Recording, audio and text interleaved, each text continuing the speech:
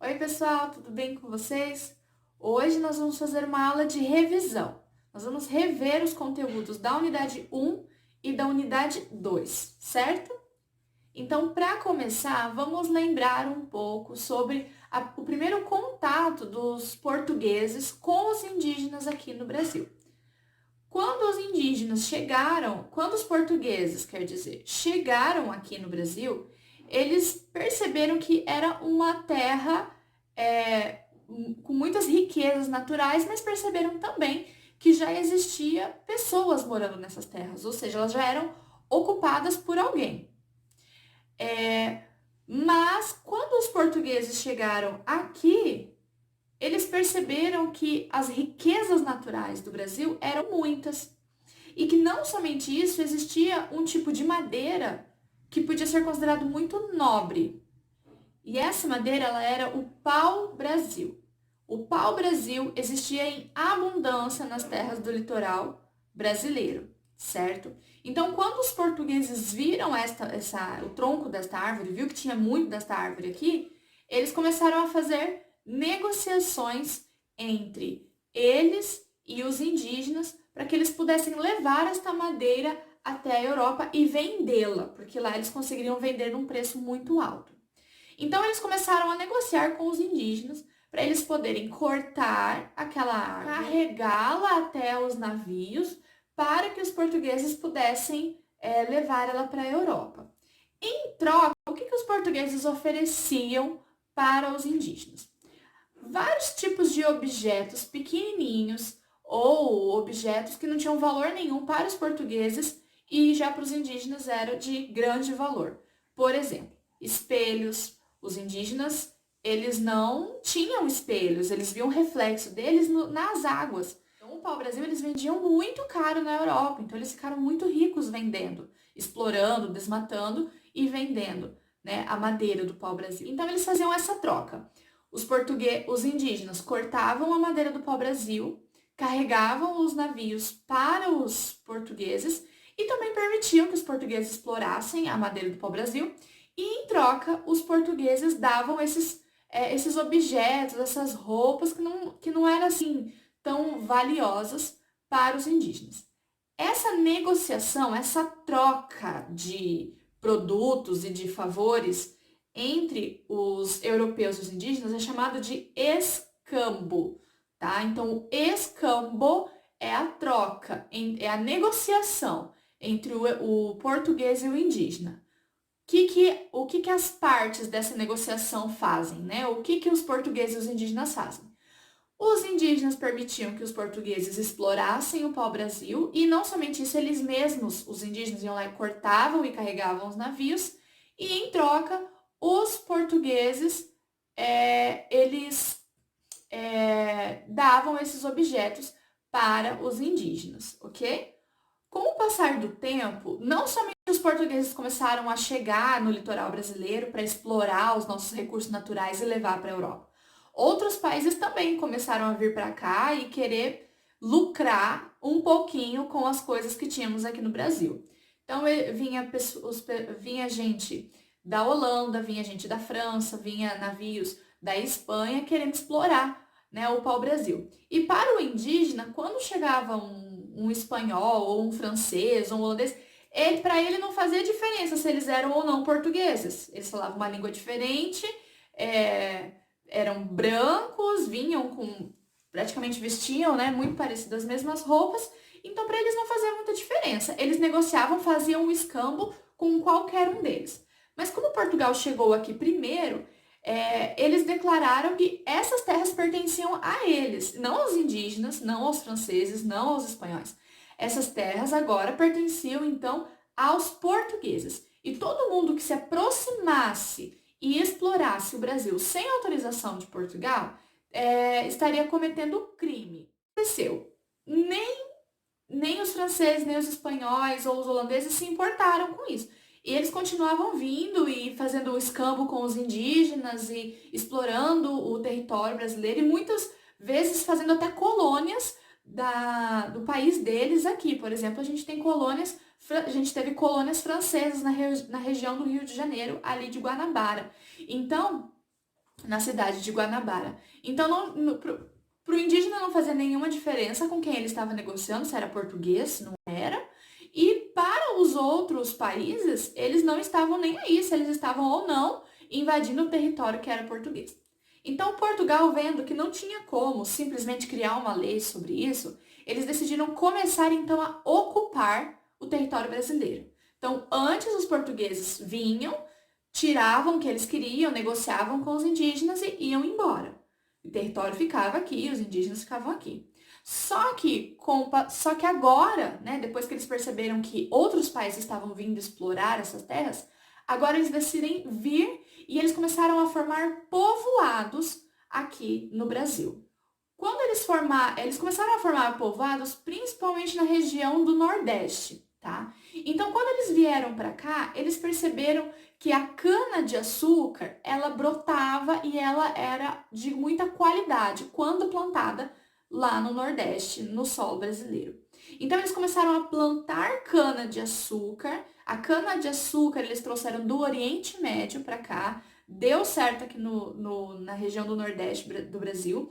Eles começaram a plantar e formar fábricas que iriam agora produzir açúcar. O nome dessas fábricas, desse local onde se produz onde se planta cana e colhe, moe, e daí até todo o processo, até transformá-la em açúcar, são chamados de engenhos. Então, nós vamos sempre falar os engenhos de açúcar.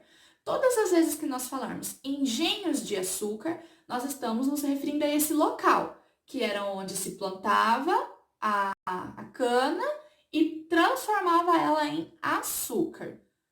A princípio, para trabalhar nos engenhos de açúcar, os portugueses eles tentaram explorar a mão de obra indígena. O que isso quer dizer? Quer dizer que eles tentaram colocar os indígenas para trabalhar dentro dos engenhos de açúcar. Só que não para pagar um salário. Agora não tinha mais o escambo e também não tinha salário para os indígenas. Os portugueses tentaram agora escravizar os indígenas dentro dos engenhos de açúcar. Só que o indígena ele era muito resistente a essa forma de trabalho. Por que não deu certo a escravidão indígena aqui no Brasil? Deu certo no começo, mas os indígenas começaram a se revoltar. Então, os donos dos engenhos viviam tendo que combater indígenas que atacavam mesmo os engenhos e fugiam e lutavam contra muito forte. Eles preferiam morrer do que ter que se submeter à vida, à condição de escravo dentro de um engenho. E quando eles fugiam, que acontecia muito, os indígenas eles eram muito mais conhecedores das florestas brasileiras, daquele território, do que qualquer dono de engenho português que estivesse aqui. Então, quando os indígenas fugiam, não tinha quem encontrasse eles. E se encontrasse, como eu falei, eles lutavam. Então, mesmo que eles não tivessem as mesmas armas que os portugueses, se fosse mesmo que de arco e flecha e lanças, eles lutavam até a morte, porque eles não aceitavam de jeito nenhum a condição de escravo.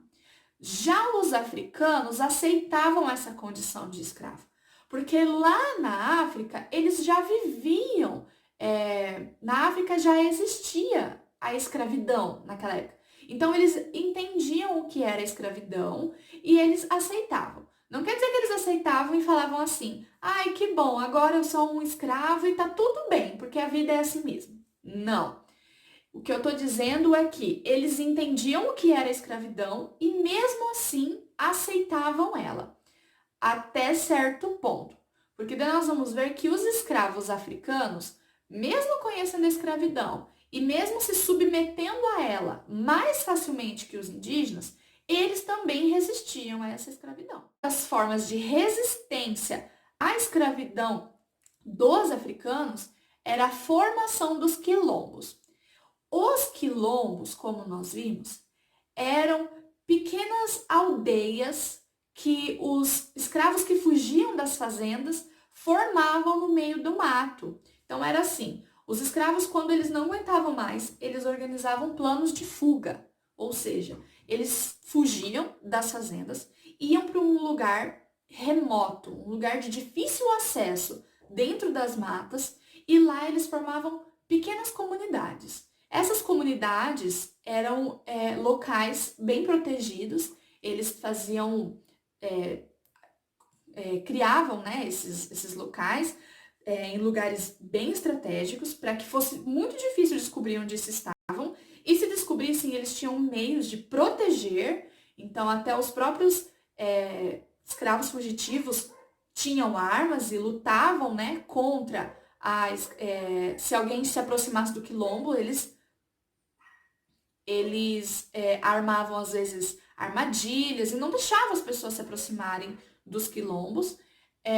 E lá dentro eles podiam viver em liberdade, então eles não trabalhavam para ninguém, eles não eram mais escravos, eles eram livres. E eles podiam viver a cultura deles, porque a cultura do africano era muito diferente da cultura do português. E quando eles vinham lá da África para trabalhar nos engenhos de açúcar, e geralmente os donos dos engenhos eram portugueses ou filhos de portugueses que já estavam no Brasil, eles eram obrigados a viver a cultura do português, que era muito diferente. Então eles sofriam muito nos engenhos de açúcar. E depois, né, no ouro e no café. Então, dentro dos quilombos, não. Dos quilombos, eles tinham a liberdade de viver tudo isso que eles conheciam como certo. E também eles eram livres, eles cultivavam a terra, eles viviam a cultura deles e tudo mais. Então, o quilombo, apesar deles fugirem das fazendas, né, não entrarem em confronto direto com os donos dos engenhos e tudo mais, ainda assim, a formação de quilombo é uma forma de resistir à escravidão. Isso significava o quê? Eu vou fugir, eu vou formar um quilombo, ou eu sei que existe um quilombo aqui perto, eu vou fugir e eu não vou, e porque eu não aceito a minha condição de escravo.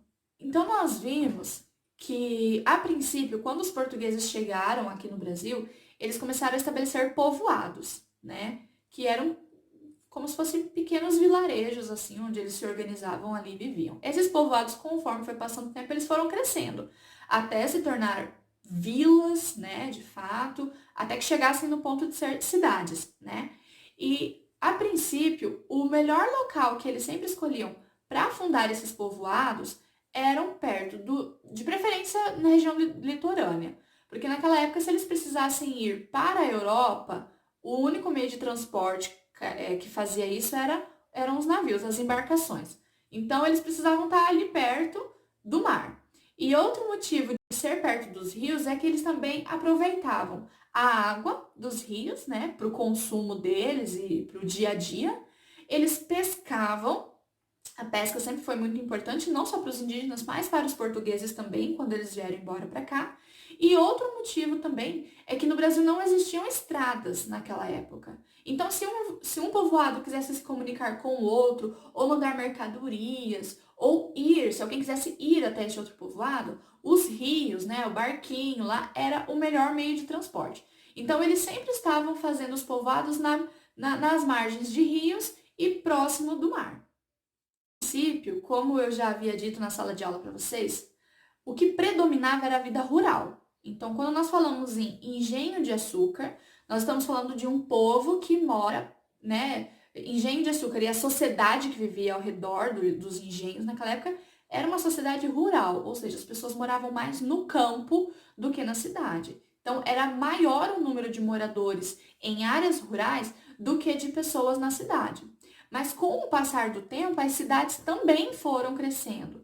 Ou seja, os povoados foram se desenvolvendo até chegar ao ponto de serem cidades. E daí nós vamos ter a fundação da primeira capital brasileira. Então, a primeira capital brasileira foi a cidade de Salvador. Ela foi justamente fundada em 1549 para ser a primeira capital brasileira. E ela foi também a primeira cidade brasileira.